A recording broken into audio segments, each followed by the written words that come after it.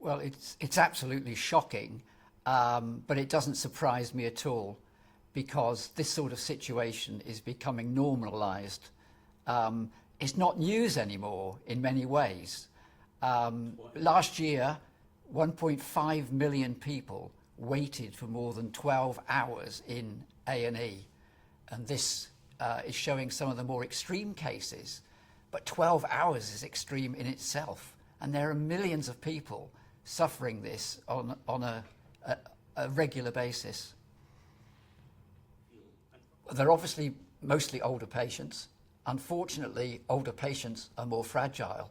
And it's not just a question of discomfort. This is danger to life. 250 people a week, according to the Royal College of Emergency Medicine, are dying unnecessarily because of the waits in A&E. And that doesn't include the people waiting in ambulances, as was shown on the film. So there's a real danger to life here.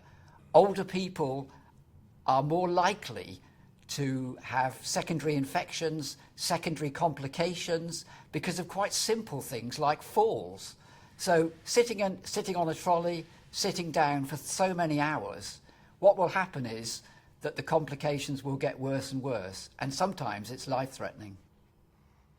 The root cause of these waits is not dealing with social care. That is at the root of the problem. Why I say that is because, firstly, inside the hospital, there are thousands of people each day who could go home if there was suitable social care support at home, and they are sitting in those beds which then can't be used for patients who are being admitted to A&E. Secondly, more and more people are coming into hospital through falls, dehydration, malnutrition, accidents like burning themselves because they are not getting social care support at home. So at both ends of the system, the lack of social care support is causing many of these blockages. So the solution to this problem is to sort out the social care crisis once and for all. But also, the UK has not adjusted to the fact that we are an ageing population. We've known it for decades, but in fact the way that policy has been approached is the reverse of what should be happening. So what happened to all the old cottage hospitals that used to provide rehabilitation for people from hospital to home? What happened to hospital social workers who were placed in hospitals to ensure that people could get the appropriate support, both mentally and physically, when they left the hospital? They've all gone. So that's part of the problem. We've not adjusted the NHS or indeed other public services to the fact that we're an ageing population. And there's no excuse for it. This is separate governments over a long period of time. Used and perhaps misused. Well, I'm familiar with Fit to Sit, but it's basically normalising the current situation. I mean, people can't be treated, so there has to be an area for them to sit. So basically, if they're fit to sit, then they're fit to wait is the attitude. But of course, complications can occur. Somebody may be in shock. Somebody may have internal bleeding. Somebody may have an infection which is not immediately noticed. So sitting there for hour after hour after hour, in many cases is going to make people worse. And at the end of the day, the NHS is going to probably provide more resources because they've not treated the problem straight away. Talking about the winter crisis is irrelevant now. The situation is the same all year round. It obviously varies from hospital to hospital from time to time. But basically, so many people are waiting more than 12 hours in A&E, you can't really talk anymore about a winter crisis.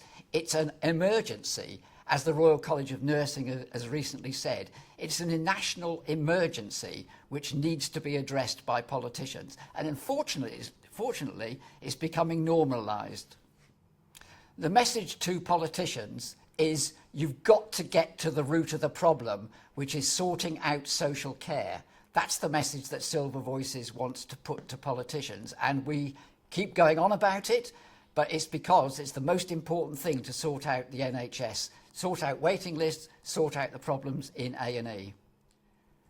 The way I see the future of the NHS, if this is not arrested now, is that the crisis will deepen and the situation is a state of collapse, a permanent state of collapse of the NHS. And you see that in the way that the satisfaction with the NHS is dropping. Only a quarter of people now actually say they are satisfied with the NHS. And the problem is one of trust as well.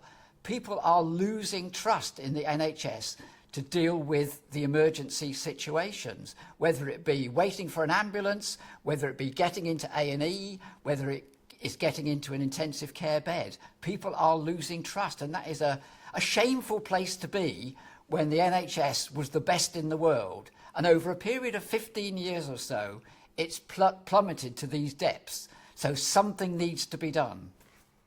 I'm afraid the levels of care shown on the film are absolutely shocking. And I feel sorry not just for the patients, but for the staff who know that they are providing such an undignified service to patients.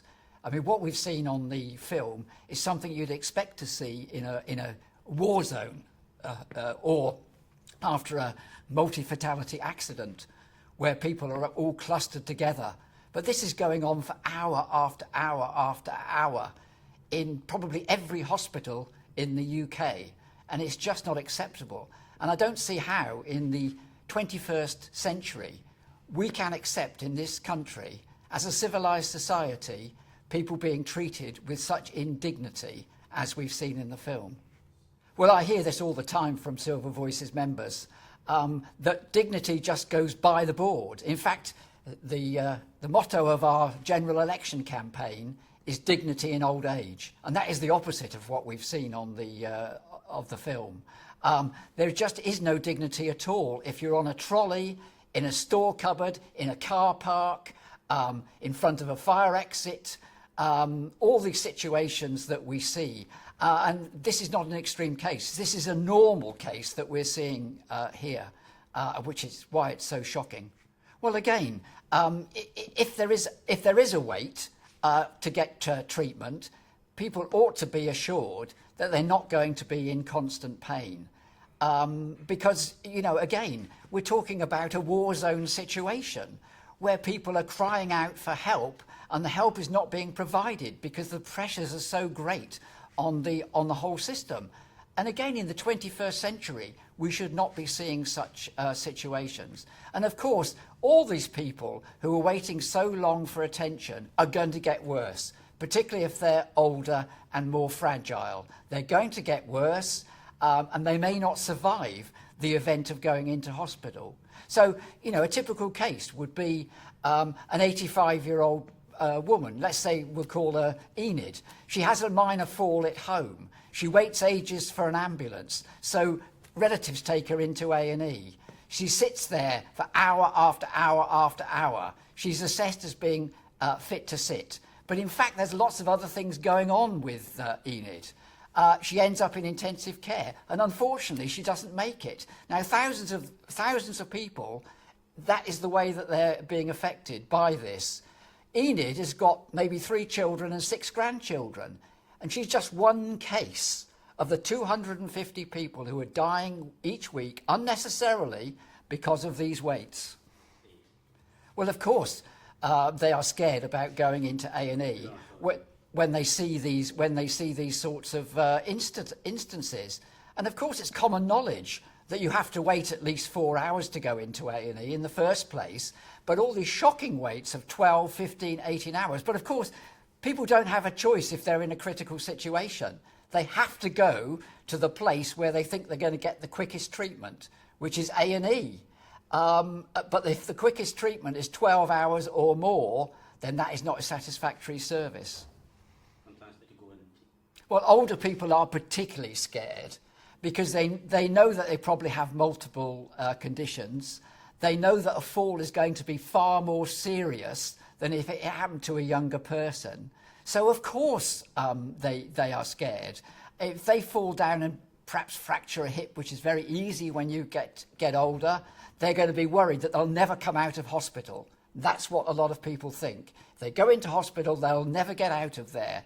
And that's a real statement on the state of the NHS today.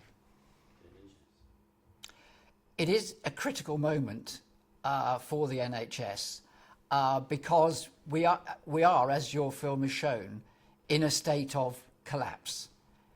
If it gets any worse, then the whole NHS edifice will crumble. Now, I've not seen anything yet from any of the political parties that really addresses the scale of the problem. Fiddling around the margins with waiting lists and so on is not the answer. There has to be radical solutions to the NHS problems, which is not just about funding. It's about things like prevention, social care, and other public service issues, as well as just the NHS. There needs to be a comprehensive look at where we are with our health services. Sorting out the NHS crisis should be the #1 priority for the next government, because the prime responsibility of government is to keep their citizens safe. And you cannot say, with the current state of the NHS, they are keeping patients safe. So it should be the #1 priority for the next government.